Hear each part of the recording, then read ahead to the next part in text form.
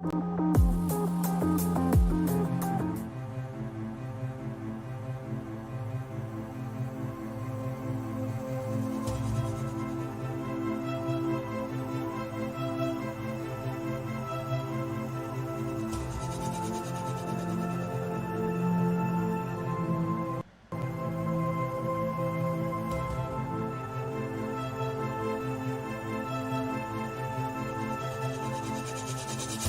Nicole Strickland. I have been fascinated with the unknown and paranormal realms since childhood. After a profound experience with my grandmother's spirit 20 years ago, I have been on a quest to observe, study, investigate, and communicate with the afterlife and beyond. It's been an ongoing journey of exploration and discovery, one that has taught me how mortality and the spirit world are forever bonded through the veils of time.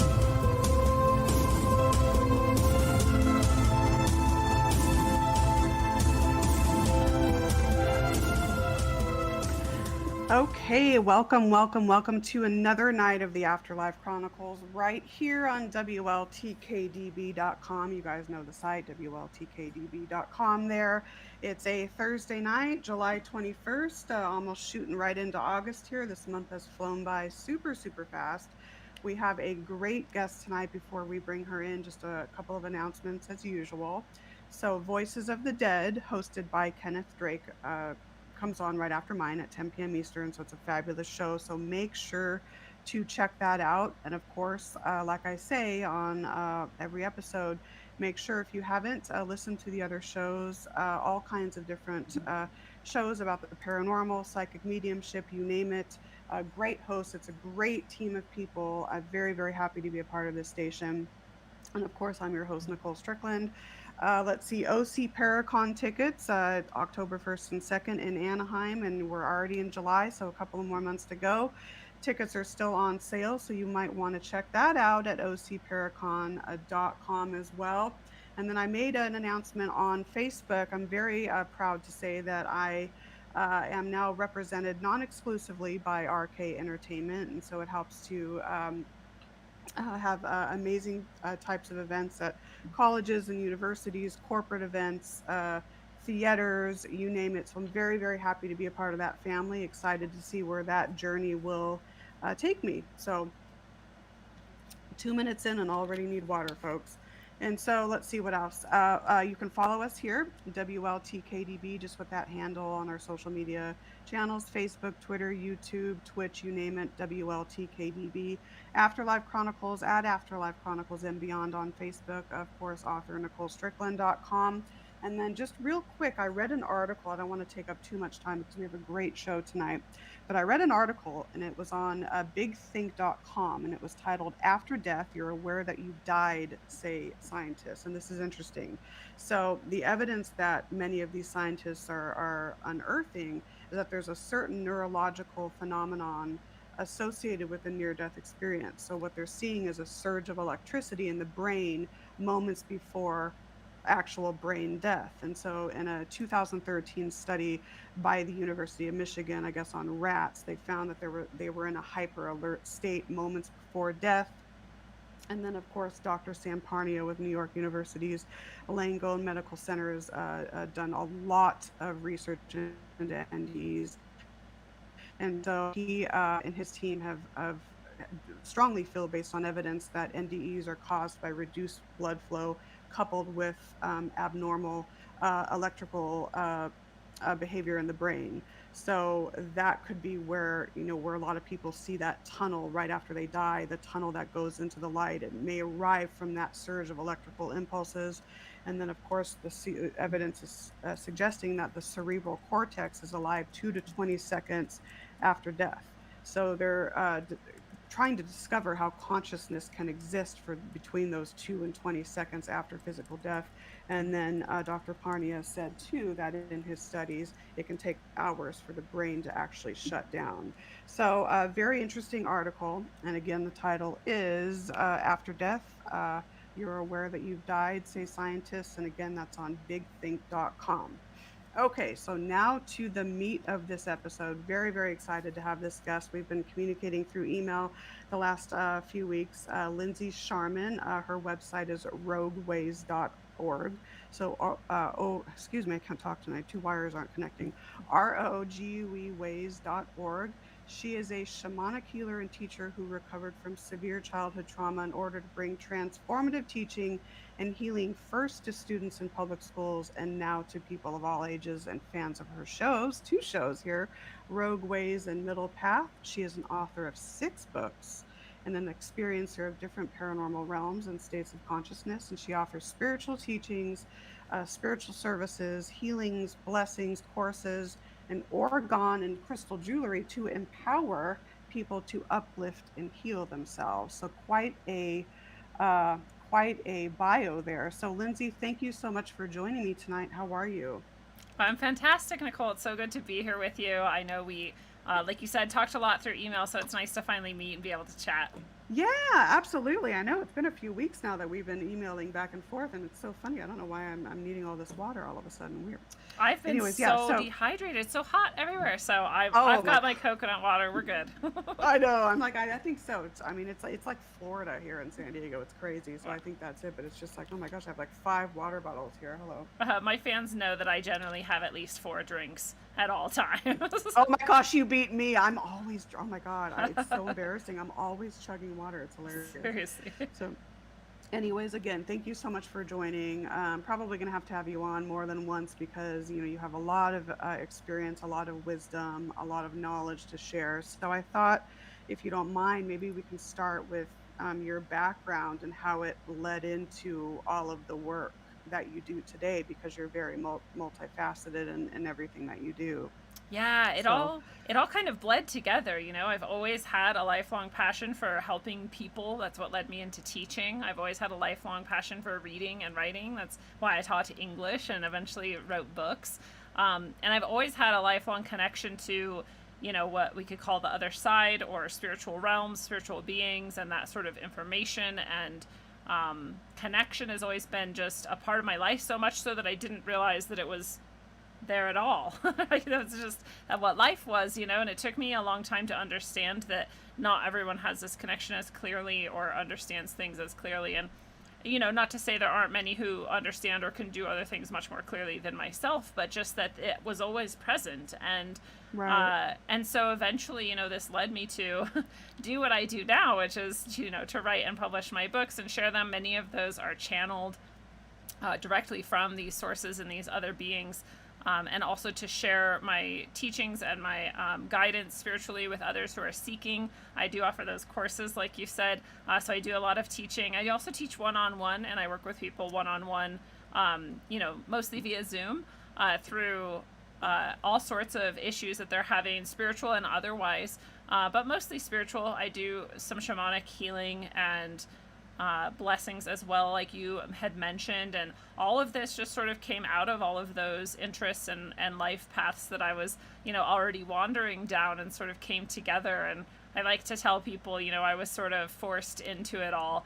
As much as I love it and chose it, I also felt like I couldn't have escaped it even if I wanted to. So, Right. It's a part of your fabric, and a lot of people that have gone through, and we've all gone through trauma in our lives and in challenging times, but I admire you in the sense that you've taken those experiences and you've channeled them to create something very beautiful and very positive. So not everyone can do that. So hands off to you for having the insight to look within yourself and examine what went on, and you're now on this path of helping a lot of other people. So, and it's a great thing. I mean, I was reading up on your bio and your books, and it's very commendable. So thank you so much. Yeah. um yeah, absolutely. So would you say, and I don't know how much you want to talk about some of your trauma, that's up to you, but would you say that what you've experienced throughout your life, has that helped you to have a different viewpoint on spirituality, the paranormal, things like that? Has it reshaped it for you? you think? Or Yeah, I guess no one's ever put it to me quite like that, and I don't mind talking about any of it. I definitely went through a lot of trauma. What has been helpful, through it all, is, or rather, in spite of it all, is that I do have such a deep understanding and connection with that other side, like I said, and it manifests in this sort of unshakable faith. I actually had someone say to me once that I needed more faith, but what they meant was I needed their religion.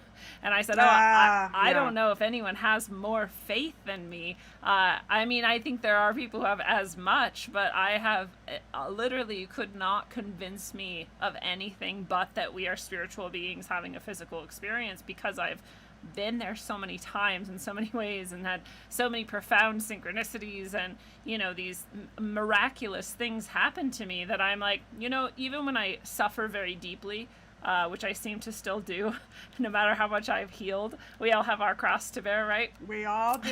We all do. Absolutely. But no matter how much I've suffered, I always have that perspective of, well, this is temporary. There's actually a reason for it, a purpose for it, which a lot of people don't want to talk about because it sounds really unfair to them. And all of it led to something actually good. And I don't say that as just a way to like sugarcoat it and, come on guys, we'll just keep going. I mean, that's actually what I found, is that even the darkest, I mean, I'll just share that when I was young, this is the worst trauma that I experienced. I was actually tortured by a dentist who did not use Novocaine and Oh my gosh. and purposely gave me, reasons to come back again and again, let's just say, and that's the lightest that I could describe what he did to me. And so that's horrifying. I mean, that's deep physical, mental, and emotional torture. And even that I have found this purpose behind and this reason for it, and this also deeper understanding of how the whole universe works based on that, as a large part of that came back to me as this past life memory that I recalled. Right? Yeah. And they're all it's all connected. And so I just have Absolutely. this deeper understanding, and I wish I didn't experience that in some ways, but at the same time, if I didn't experience that, I wouldn't have as profound an understanding of how each life leads to the next and the next, and they're all connected, and you really did choose all of it. That's a good point, and it's almost like you had that knowledge, but maybe in your blueprints, let's just name them that maybe you had to endure some of these experiences, and maybe as a reminder that you do have this innate knowledge of the intricacies of the universe and how it works and operates. Just a thought there. But you talk about past life memory recall of 6 lives, and then you say not only recalling those but healing from the cluster, and you put it as maladies connected with each. Can you elaborate on that? I Yeah. find that interesting. Yeah. So 6 lives, that's pretty in depth. and they were all just like I said before, they're all not really chosen by me. I didn't go to a past life regressionist or even try. I didn't think to myself, you know what, I'd like to remember some past lives. I just followed my path. I just did my practices. I just connected deeply with myself, and that just brought these things forward for me. And so for example, one of the lives I remembered was, and this is maybe one of the worst ones, but I share with people, is that every single one of them was actually really horrible. All of them were very, very horrible, to the point where by the time I had remembered my 6th life, I was going, have I ever had an easy life? Like, have any of my lives been positive? And I didn't think so. I thought maybe not, because this life's been just insanely hard, and all those lives I remembered are the worst things that have happened to me.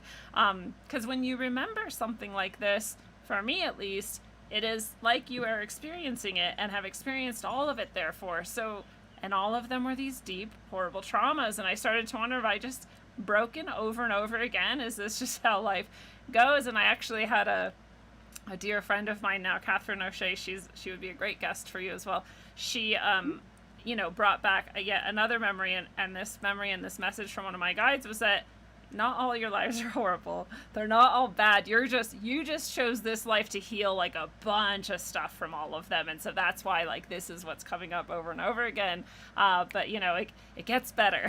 Like, things have actually been good many, many times in the past. But I one of the lives that I remembered and recalled was a life where I was torturing others. And I was experiencing torturing others, and I was experiencing thinking this was a very good thing I was doing, and that it was appropriate to do so, and that I should do it, and that I was doing a service to my country or my king or something. It was all wrapped up in like military or kingship somehow, and that was what was good and true, and I should be doing, and this person deserved it, and we needed maybe information from them or whatever. All of these things were what I was feeling and thinking while I was doing this, and feeling totally justified about it. And in that life, it took me a while, but one day I finally, like, while I was torturing someone, I had this moment of empathy, and it like shattered me, and I realized what I had been doing all along had nothing to do with honor or my job or my role or my duty. I was just harming another soul. I was just inflicting all of this pain, and it wasn't in fact creating anything good.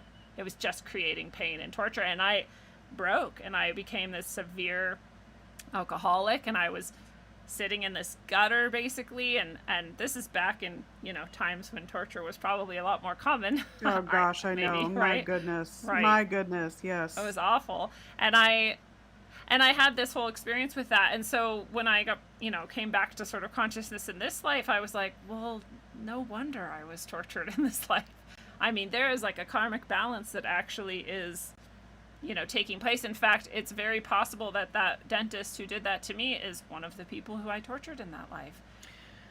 That's it. I've always thought too, with past lives, a lot of the people that we associate with and meet in our current life, we've met in past lives. I mean, I have two dear friends, and we talk all the time, like, oh my gosh, I'm sure we've known each other in past lives. And so you brought up a good point. I think that, I think it's good for people to examine and be open to examining what goes on in past lives, past life regression, because in a way it's stepping stones and building blocks for the next, because it's the soul that's, constantly trying to mature as it moves through. So, wow. Yeah, it was very intense. And, all the other memories I've had come back also played some role, and some of them are connected to my physical ailments. I've had past life memories where my throat was cut, and another one where my throat was cut, and another one where I was strangled, and I'm like, but in this life I have a very severe thyroid condition here, and ever since I was little, I hated when anyone came near my neck with anything. It freaked me out, right?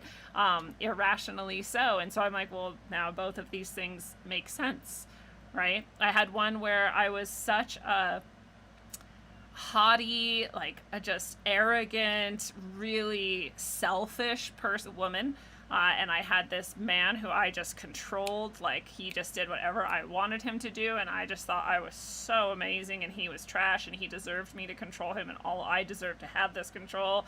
And he one day snapped and broke, and he stabbed me back here in the back, right under my shoulder blade, and other horrible things I won't mention. And in this life I have lots of back problems, but one of them just centers in this one location that no one can get to, like, release and massage or anything my whole life.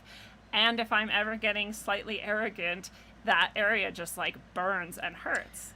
That's the correlations are just insane with this. Every single memory I've had has some physical, mental, or emotional connection to my experience in this life.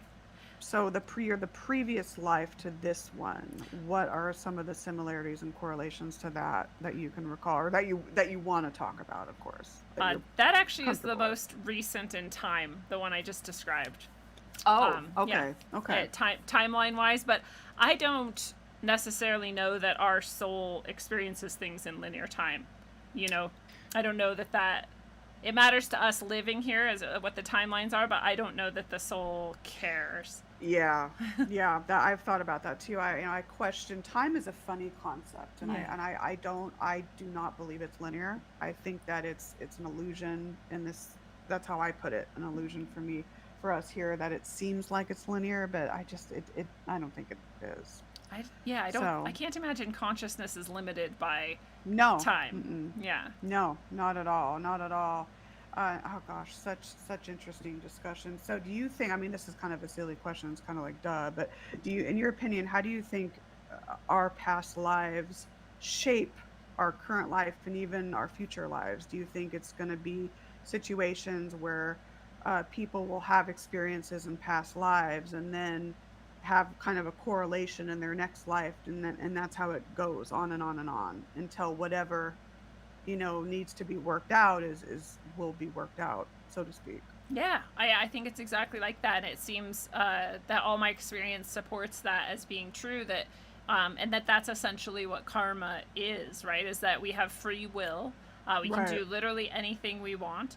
We do what we have the knowledge and capacity for in any given life, and then the effects come from all of those causes, right? We act in this way, and here's the effect of it. And karma is as simple as, I'm cutting something and I do it too fast, and so I cut my finger. It's not that I'm being punished that I cut my finger, it's that I chose to cut something in this way that ended up cutting my finger. Like, it's just, Yeah. that just is the effect of the cause. And so each life we're choosing, doing, and each time we think we're right. We always think we're right. We don't go, I'm going to do the wrong thing, right? Like, even the most evil people genuinely believe that this is what they should do.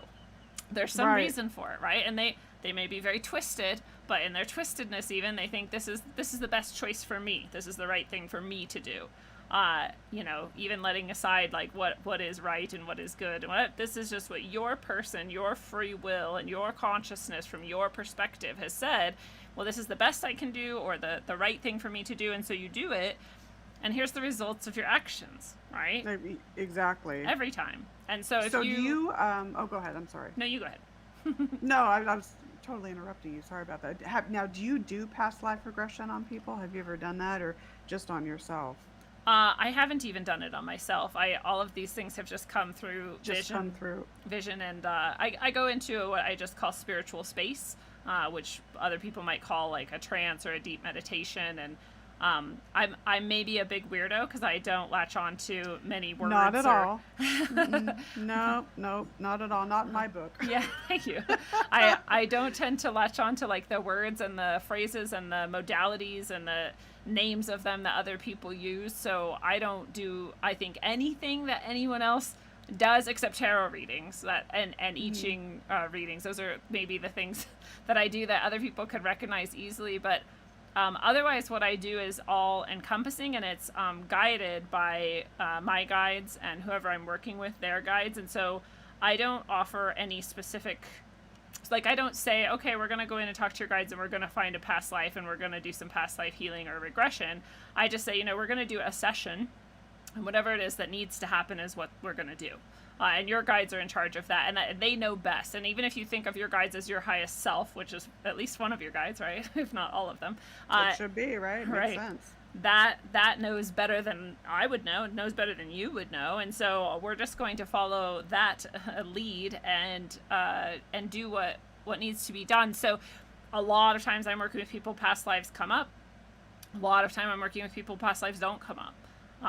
There's just, it's variable, right? But all of the time I'm working with people, healing happens, and messages come through, and things shift, and lives transform, because you can't be in connection with source energy and not heal and not receive something and not have a deeper understanding. And that's just what happens.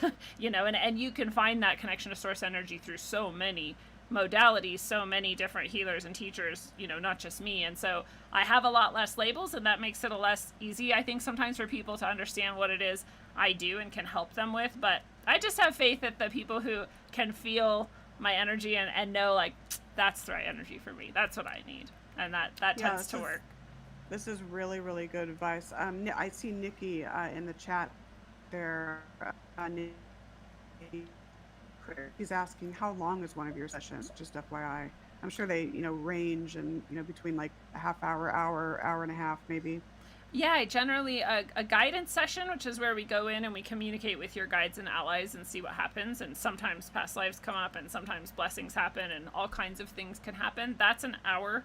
I don't do shorter ones because it's a good amount of effort for us to connect and get into that space. So we may as well just use our time. I do exactly. Yeah. I do also healing ceremony and sessions, which is a much deeper level of healing, and it's a full-on ceremony done for you in your soul space. And I also do those remotely, and the ceremony itself is a little bit over an hour and a half, and during that time you're just somewhere relaxed and receptive, and then after that time we get on Zoom and I share and you share your experiences and what took place, and those are they're more suggested for people who really have some deep blockages to release, or who are thinking perhaps that they have other more negative things going on. Right. So Do you see a commonalities with people and how they understand that they're actually healing? So are there certain physical signs or certain behavior patterns that you see when you are doing these sessions, and as well as your client, that that person's actually acknowledging the healing? yeah, I mean, most of the time, people, I I hate to say things like this because I don't want people to come into it and then not experience some of this and think they're doing it wrong or something. But generally, people will cry and they'll almost always say, "I don't know why I'm crying." Like, I know. Yeah. That's how healing goes. Like, it's cool. Just let it out. And then a lot of times we'll yawn, or our mouth will salivate a lot, or we'll just have, even if we're not crying, our eyes will sort of leak. And we'll just need to like stretch and move. We'll get those chills and things. We'll feel a strong energy somewhere in our body, or it might move around depending on what the healing is doing. So it's different for everybody, but those are some more common things. And afterwards, there's always a lot of, I'll say, symptoms as well. And that can range from like full on like synchronicities and messages that you start receiving on your own. Yes. Mm-hmm. That will increase often if you've experienced them, or will begin perhaps if you never have. And then, just your own shifting in yourself can have physical symptoms sometimes. Like people will have, have you ever done a juice cleanse or something like that? Yes. Yes. I actually have some examples where I've actually experienced, even after a massage, I know this is different, having the sensation of just being exhausted after. Yes. And all of that. Similar, but not quite the same, but thought about that. But yeah, chiropractic work as well. I remember I got adjusted once and then I was just sobbing after. Yes. Just sobbing. Right. So similar, but it reminded me of that. Yeah, very similar. So if anyone's ever had those types of experiences, those things can happen. So like you can get like a rash, or you can get really exhausted, and then people are like, "Oh my God, did something go wrong?" And I'm like, "No, this is great. This is your body releasing something." Because it's not as common knowledge, but it's absolutely true that our body holds those energies, right? Whatever from past lives, like mine's still lodged there in my back, right? To this life, and different traumas and experiences in this life will also just be in different places. So when you receive spiritual energy work of any kind, I also do sound healing, right? And that will also produce these types of effects often. I had one woman who I did just a 15-minute sound session for, and this isn't always the case in a 15 short little, sound session, so don't get your hopes too up, but also don't squash your faith. Like, it could happen for anybody, but I did a short little sound healing for her, and she had this long-standing issue of not being able to swallow often. She couldn't swallow, and it was this something energetic, right? And we did that, and she could swallow again. Her doctors couldn't figure it out, and I didn't go into it saying, I'm going to heal your issue and you're going to be able to swallow. Just like always, I said, we'll see what we can do. We'll see what happens. And that shifted for her. So the range of things that can happen is huge. Oh, yeah, I imagine. And I imagine intent does too. Like if someone's going in with the confidence that, okay, you know what, I'm going to heal. I don't know exactly when that will be, but I know it's going to happen, versus having that cynical outlook and doubts of, I don't think this can be done. I'm sure you see, people that are positive and have that intent, a lot of, I would say, more promising results. Just a thought, but yes, you would think. So you're absolutely right. Oh my gosh. Yeah, when people come in with that, they definitely get better results. Although miracles happen for everyone. Absolutely. I like that. I love that. You know what? On that note, let's take our one and only break tonight. So you are tuning into the Afterlife Chronicles. I'm your host, Nicole Strickland. Tonight's guest is Lindsay Sharman, and we will be right back.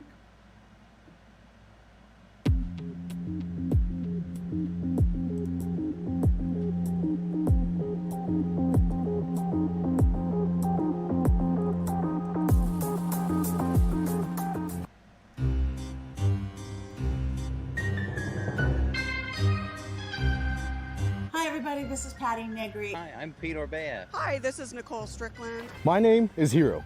My name is Sean Clem.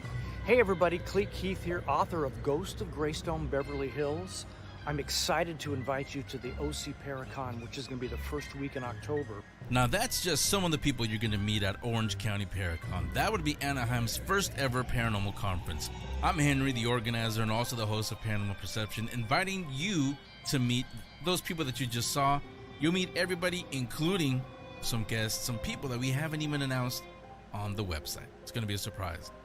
Everything, info, tickets available on that website, ocparacon.com. Hope to see you to kick off our favorite time of the year in Anaheim at OC Paracon. Take us with you on the go and download the new WLTK DB mobile app. Search the App Store and Google Play under WLTK DB Talk Radio. Download free today. The unexplained. It's all around us and usually supplies more questions than answers. You need answers. You need Cross Country Paranormal. Founded by Benjamin Young, CCP seeks to train, educate, and mentor anyone that has a passion for the paranormal. CCP is building a network of teams and investigations across the country, and all experience levels are welcome. Learn more about CCP on their website, ccpinvestigations.com, where you can find frequently asked questions, check out their equipment, follow their latest events, and of course, shop. Visit them now at ccpinvestigations.com. That's ccpinvestigations.com. Cross Country Paranormal. All are welcome. All are family.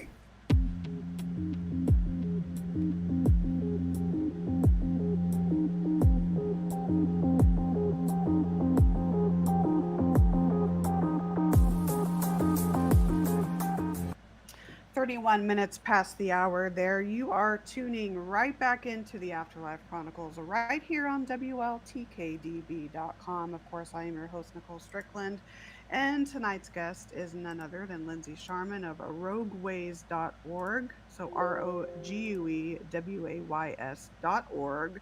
We have been talking about her journey into self-discovery, everything on what's led her down her path to bring transformative teaching and healing first to students in public schools and now to people of all ages. She's an author of 6 books, an experiencer of all kinds of paranormal realms. She offers all different modalities and spiritual teachings and services and blessings, courses, you name it. So go to her website, rogueways.org. And of course, if you missed the first half hour, that's fine. It will be archived for you on the majority of the audio listening platforms. So, okay, so let's get back into this. I'm just going to be blunt on this. I'm going to have you back because there's so many other little avenues we can take here. I would love to talk about your experiences with UFOs, alien species, and even abduction experiences, because it's not that often that you can get someone even someone credible on that has had these experiences. So if you're willing, I would love for you to share about that. Oh, for sure. She's like, oh, for sure. Yeah, I love talking about this stuff. Yeah. And I don't know how common my mix of experiences is, but I do have experience that seems to be more physical, and then I have experiences that are very much not at all physical. And so there's definitely seems to be a couple different things that are going on with the whole, we just have this umbrella of like alien, UFO, sort of ET things, but I'm not sure that some of this is extraterrestrial or alien at all. I think it just seems that way to us, and that it's more akin to perhaps what we would call angels or like jinn or just interdimensional spiritual beings, right? So that seems like one category of my experiences, and then the other category is this more physical sort of experience, which seems to have only happened to me for a short period of time. Perhaps it was happening when I was a really young child, and I just have no recollection or understanding of that. But when I was a teenager, more so, in my early teen years, I especially would wake up like vibrating. A lot of people may have had this experience. Oh, yes. Where the whole bed seems like it's shaking and it's very physical, and then suddenly I'm somewhere else. And a lot of those memories are very fuzzy and don't seem fantastically good. And I seem to have had, as far as I know, 2 different implants.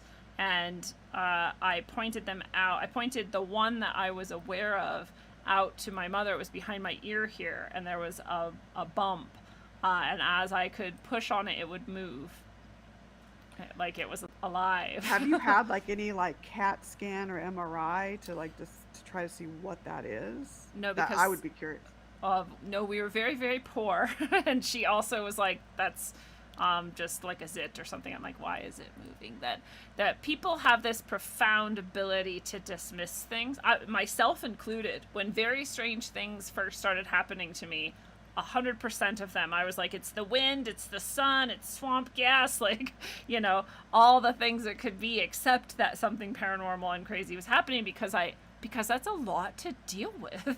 It's a lot to accept that our whole reality is perhaps very, very different than what everyone is walking around pretending it is. And then what do you do with that once you do admit it? No one really, in my experience, especially back then, no one really wanted to talk about any of that. They didn't want to know why there was something behind my ear that seemed to move. They would rather just, you know, ignore it, dismiss it, or whatever. So, you know, that's what people did. And then it was gone one day, right? And this is interesting. So at this similar time, I didn't know that I seemed to have also had one back here in my left shoulder. But one day when I reached up, I realized it's still there. You can basically stick your finger like into my skin. There's no divot in the actual skin. The skin is smooth. It looks like nothing at all. But you can push in and there's just nothing there. Your finger could just go in. It shouldn't be like that. No one else's is like that. And it just seems like something was removed and scooped out. And so I don't know, you know, either of those things could also be something I just have never found an explanation to, but both of those were they both appeared and then disappeared at the same time that these experiences of seeming abduction and time loss also. Yeah, that's a big correlation. From other people I've talked with. And that's all before I ever read anything about it. The internet was not. It existed, but I didn't have access to it, and even when I did, I didn't understand what the point of it was or what I was supposed to do with it. Like, I went to the Heaven's Gate cult webpage and like I did an episode on them. Yeah, right? It was a few weeks ago. And then I went to like the Tide detergent website because they had like a contest, and those were like the 2 things I did with the internet for like 2 years that I had access. So I didn't go looking into these things, and I wasn't in any way informed about them. But later, when I started hearing podcasts about it, you know, 2008 or something, whenever that was, which is more than like 10 years later, I was like, oh, that happened to me. Oh my God, that's what happened to me too. So I started understanding, oh, maybe that's what that was. Maybe I was being abducted. Maybe I had an implant or 2. And then it just stopped. I didn't have any implants anymore, and I didn't have those experiences anymore. And so can you recollect at all anything, whether it was in like an astral state or a dream, anything where you, because some people can say, okay, I was lying on a table and there were these beings and they were working on me. Some people can remember that. Did you have anything like that would suggest and point to an actual implant? Or was it just no. what you see? That's interesting. It was just that. But I did have one time I went outside to smoke a cigarette, and I was having a party at my house because my mom was gone, and so my friends were all there and we were all having this party, and I went outside to smoke. Usually you go out to smoke if you've been in these types of situations with other people, but somehow I went outside alone to smoke, and I was out there smoking. I decided I'm going to lay down on the grass while I smoke, and I looked up at the stars. So I was watching the stars and smoking, and then I was done smoking, and I went inside, and people were freaking out. They were like, Lizzie, where were you? And I was like, I was outside. I was just having a cigarette. And they're like, no, you weren't. And I was like, well, you probably didn't see me. I was laying on the grass. They're like, it's been 2 hours. And I was like, what? Oh my gosh. And they showed me, I know, I have chills right now. They showed me the clock, and I just didn't know what to say or do. And I just said, I was just out there for 10 minutes. And they were like, no, you were out there for 2 hours. See, that's to me where, because, we're taught The logical mind wants to try to make sense of what it sees and what it hears and whatnot. And we're taught, okay, what is normal. We're not, from a young age, we're not given the opportunities to explore, what's outside of like the four corners of the box. So I guess what I'm getting at is, when you have these people that have had these experiences and they're documenting similarities and patterns, you can't dismiss that. I mean, No. there's something to it. And so the time loss to me is, Something physical happened right there. How else would they go outside and not see me? Even if I was laying in the grass, I had a cigarette. They should have seen the cherry of it, right? It was nighttime. and you were just out there, like you didn't fall asleep or anything No. like that. You were just out there, just smoking a Smoke a cigarette cigarette. as usual. I kind of remember that when I came back, my cigarette was just out. I was just holding a butt, and I was like, well, that's weird, but I just, Oh, that's just so bizarre. I mean, Oh my that just happens gosh. sometimes, right? So, yeah. So, that, I mean, something physical seems to have happened then, but all my other experiences were very much astral. They were very much, and they were in connection with, again, these lights and things that I would see in the sky that would communicate with me telepathically, that would come every time I went Yes. out and asked them to, and never came physically. I would see them change shapes and change, and they just seem like they don't have form like we understand it. And with those beings, I then started, the other things stopped, and this started where I started being seemingly taken by them, but spiritually, to be shown and taught all kinds of things throughout the universe. So, That is so fascinating. I think, just with cryptids and Bigfoot, for example, there's all kinds of different prevailing theories as to what they are. Is he an interdimensional being? Is he a flesh and blood animal? With aliens and different alien species, what are your beliefs in what they are and why they want to communicate with us? Because I do think there's a huge telepathic connection yes, there. absolutely there is. And I've asked them, like, are you aliens or extraterrestrials like we think? And they're very much like, no, it's not like you think.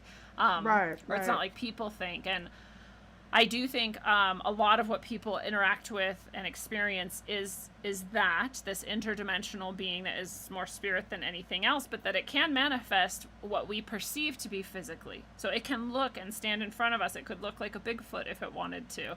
It could look like a plane if it wanted to. It could look like a bush if it wanted to. It can look like whatever it wants to because it doesn't have a form. And it may even be that it's selecting from your mind the thing that you're most able to accept or deal with. That could be a thing that it is doing too. I'm not sure. And I think the physical experience is something else entirely. I don't even know for sure that that's actually extraterrestrial. Not that very much could be.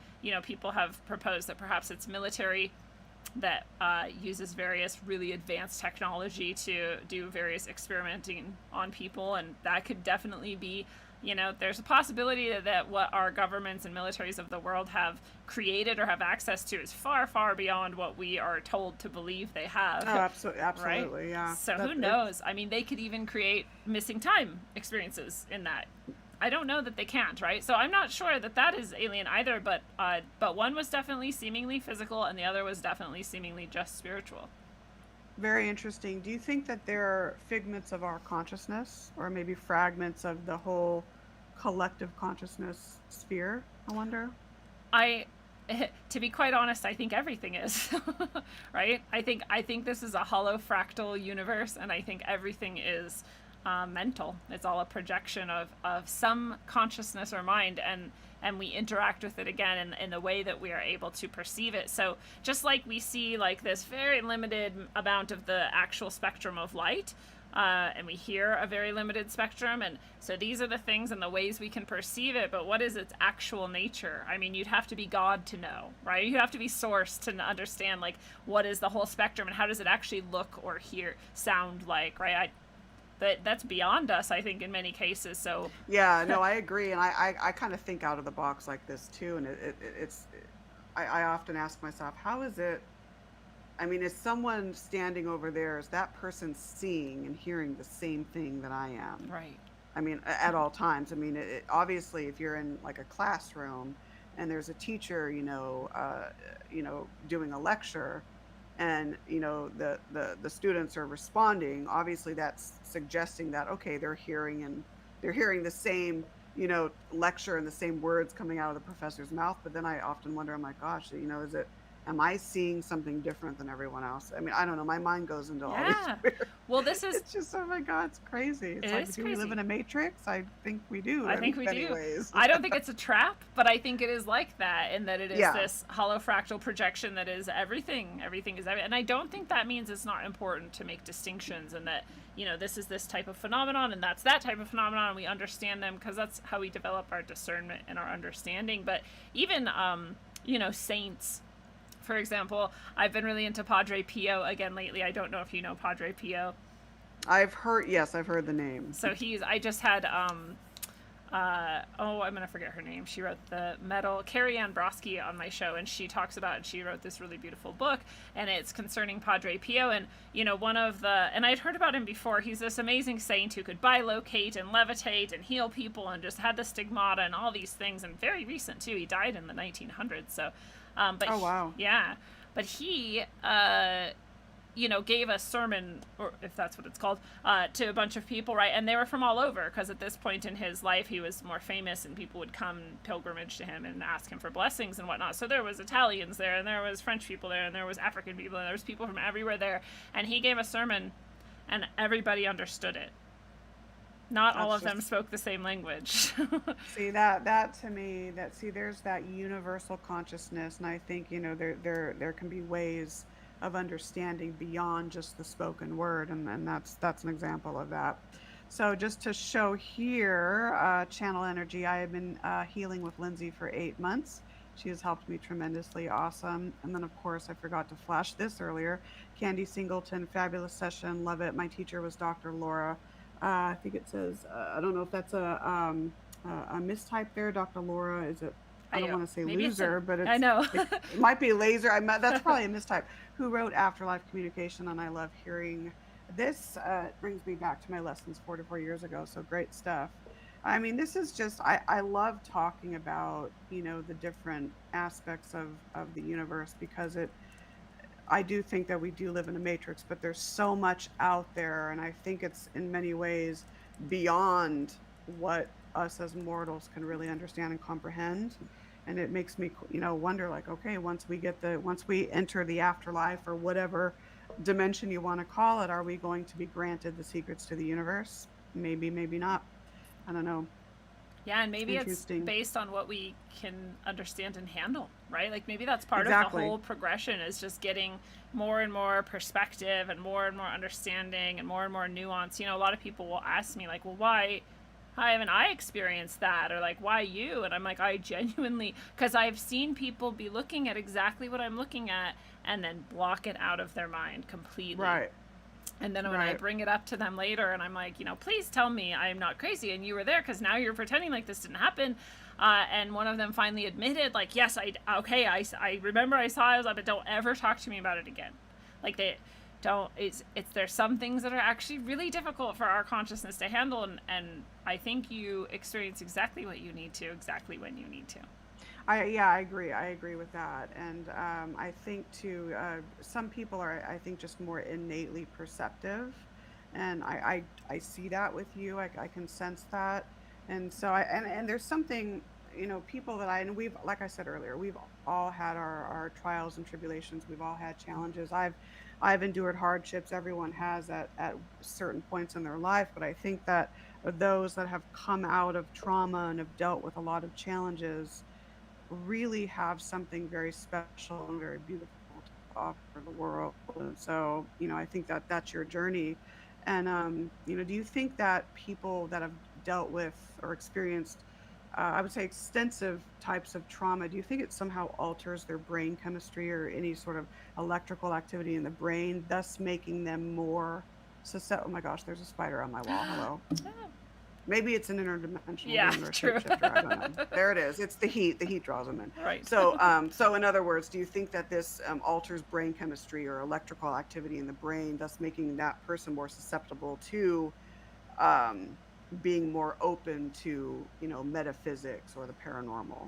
subjects like that. I do. And in a way we could even make it really simplified, and we could say, every time you ride a bike, you're making it easier for you to ride a bike in the future. You're even making it easier for you to later ride a motorcycle. You're even making it easier for perhaps you to ride a unicycle, or something that's not even that similar, but slightly similar, right? You're creating the grooves and the pathways, and every time you do it, it's easier then to go down those. So it's also true every time you have an experience and you can stay with it in objective presence and not run from it and not freak out and not block it out and not, then you're able to have further and further experiences like that. Another side of that seems related to me, at least, and hopefully it's not too much of a tangent, is I know most of these beings at least respect free will. And don't try to trick people. And so if you have experiences with them, and like I do, I go out every night and I'm like, hey, you guys out here, like, what's going on? How you doing? And so they're there and they say hello and whatnot. And so if you go out and you invite that and you're actively, openly asking for it, which I'm not necessarily recommending people do unless they want to have these experiences, but then it's easier for that to happen again. So your perception and your orientation and your willingness, all of those things play a role in that. Makes sense. Well said. And then two, yeah, I agree with that as well. And I think, there's all kinds of different beings out there, and some of them get a bad rap. Some of them are often misunderstood, but I think there's that intent aspect as well. And I've heard from other people, that have said the same thing. With intention, they've gone outside, whatever, in their backyard, wanting to experience contact with that different dimension and that being with that different dimension with great results. So I think intent plays a big role. We only have about 9 minutes. I wanted to touch a little bit on your PK psychokinetic poltergeist events. I don't know if we have time. I would love to have you back because there's, like I said, so many different avenues we can go down on that. But I wanted to ask you about that and what your experiences were with like psychokinetic types of energy and how that's affected you. Yeah, I had a whole experience. It was over a year that this was happening, and it was a very slow seeming sort of start, and I definitely did not piece it together for a very long time, making me in retrospect feel really dumb. But like we talked about, everything has got to have an explanation. There's a rational reason for this. Like, it's not what I saw it wrong, or I understood it wrong, or it just wasn't what I thought, or something else happened. And over and over and over again, I did that until one day I could not deny it anymore. But Right. but things would just like jump off the table in front of me, or move towards me, or happen when I was around. And the thing that finally changed it, it's so silly how detailed I have to describe this, but you have to understand it to understand why it finally broke me. There was a flashlight that was plugged into our wall as a rechargeable flashlight.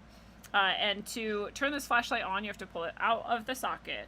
The part that plugs in to the actual receptacles, like those two forks, right? Yes. You have to depress Yes. a button, and while you're holding the button, also turn this back inside until it clicks in, then release the button. Now you can turn it on. It won't turn on if you haven't done all those things. You can turn on the on button all you want, and if you haven't done all those things, the circuit is not complete. Okay. That jumped off the wall and turned on in front of me, and I just thought, oh, that's weird. And I picked it up, and it was beaming, and I thought, wait, how is it beaming? It just fell off the wall. Like, What? how did it get back in? And then I realized all the things that had to happen for that to turn on, and I just like dropped it and ran. A lot of Oh my my story, God. a lot of my stories end up with me running to my bed and covering with the blankets. Do you think, though, that these psychokinetic poltergeist, like, PK events occurred maybe when you were more self-aware? Maybe your chakras were getting balanced at that point or at that moment or something like that, and you were just maybe coming into yourself more.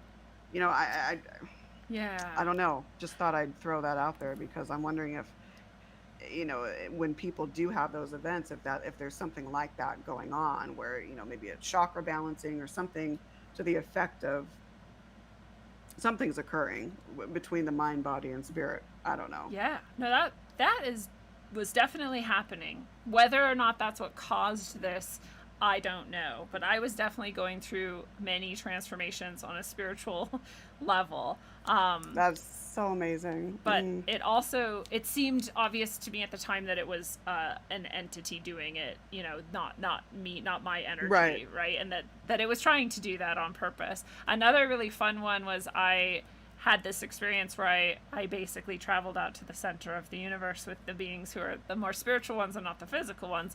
And that was an amazing trip, and we could probably do like a whole episode just about that. But oh yes, absolutely. Yeah, we didn't get to astral travel, dream walking, any of that. So we'll do that next time you come on. But I got back from that basically, and I thought, wow, that was a really trippy dream, and it got me fascinated in the universe and what it was like and what it looked like and all these things. So I went to the library and I got some novas and I brought them back and put them in the VHS, and I was like, I need to know now. And I was watching, and it was showing me the exact same types of things I had seen, and I was like, wow. And I asked myself, like, did I really go out to the universe last night? And right when I asked myself that, there was an explosion in front of me, just a tiny, like, spark, just like shot. Oh my god, that is oh my gosh. Visibly. I love hearing these experiences. This is so cool. I mean, oh my gosh, sleep paralysis, astral projection, dream walking. There's all, I mean, not shapeshifters is what I meant. So many different paths we can take when we have you on again. So we have about 5 minutes left. Quickly about your books, because you have 6 of them and counting, and then a little bit about both of your shows, Rogue Ways and Middle Path. So definitely want to hear about that. Thank you so much. The most recent book is my most directly channeled book, and so if you want to get a dose of wisdom from they call themselves our spiritual ancestors, which are the same beings that I've been describing this whole time as the spiritual sorts of UFOs. This is their teachings and their words. It's called The Key of Transformational Healing. You can get that and any of my other channeled fiction and nonfiction books on my site, rogueways.org, and I'll write a little inscription for you, which is a message that comes through from your guides. It's short, but it's really good. Or you can get it on Amazon or Barnes & Nobles if you would like it that way. I also have my first fictional novel, which is channeled, is an audio book now, and it's on Audible. So if you want to listen to a really awesome story that has to do with the Yugas, the Dark Ages and Golden Ages, and humanity's progression through them, this is an awesome book, and you can listen to it now on Audible. Professionally produced. It's so beautiful. It was really well done. So that's available for anybody who wants to go grab it. It's Sine Curve of Aeons Vitalis is the name. If you search for Lindsay Sharman, you'll also find it on Audible.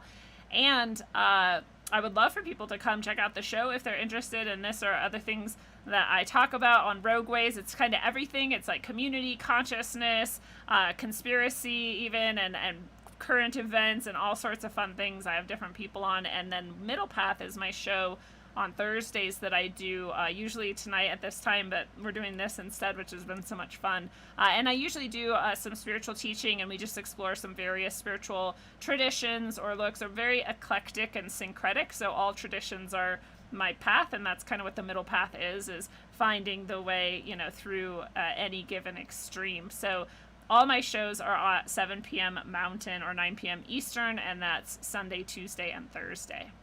That is so amazing. Thank you so much. Any last words of advice, words of wisdom for our listeners tonight? I just hope that everybody really trusts themselves and their paths. Your experience is exactly what it's supposed to be, and I know sometimes that means it's really, really hard, and you want to say, like, no, it's not supposed to be this way. And it isn't essentially, but it is in that moment, and there's something out of it that you're meant to polish, just like the diamond, like compress it into something beautiful, and you're going to do that, and that's going to be your gift to the world as well. So just keep going and make the best out of this thing that might seem cruddy at the moment, and just know that inside of you is the only compass that you'll ever need, and it'll always that's function. Why I asked this question. Yep, that's why I asked it, because I knew you would have something great. I did mention this, I did allude to this at the beginning, but I admire you greatly for recognizing the trauma and all your life experiences and how they've culminated into you channeling and going down a path of just offering something very beautiful to the world. So thank you so much. There's a lot of people that appreciate you for that. I would love to have you back, so we'll schedule that. And I really want to say thank you to Channel Energy for this. Nicole, you are Aw. a skilled interviewer and you ask great questions. Well, thank you so much. But Lindsay makes it really easy. So, Well, thank you. thank you so much for tonight. Again, her website is rogueways.org there. So make sure to visit that. Can't wait to have you back on again. Thank And you. my advice for tonight, my ending advice, I guess, is do not go where the path may lead. Go instead where there is no path and leave a trail. So thank you so much, Lindsay, for tonight. And to our listeners, hope everyone has a fabulous weekend. And we will see you next week with guest Matthew Stapley. Have a good night, guys. Thanks, Nicole. Thank you.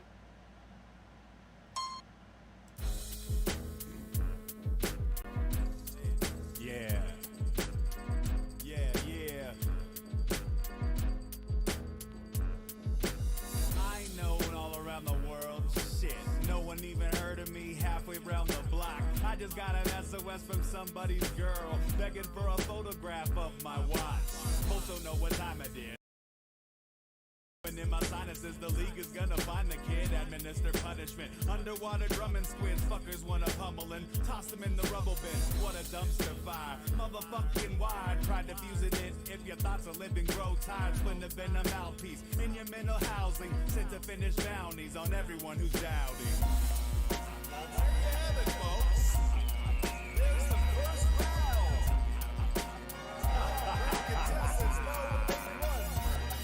This insanity. God damn it, Chuck. Said tell them what they won. Took a little breather while we took a break. Went to a park and stole a rich kid's cake. Staking marijuana too, bumping some Nevada tunes. Wash it down the clown with some of Svetlana's brew. Who the fuck are you? That's what they keep asking. Kevin Garvey on a beat, international assassin. Smashing like my life's at risk. Caskets for the brightest spit. Rip mics tell arthritis hits. Still might make a life of this. Never will concede my run. Clever with deleted funds. Ever undefeated punk professor of the beaten drum.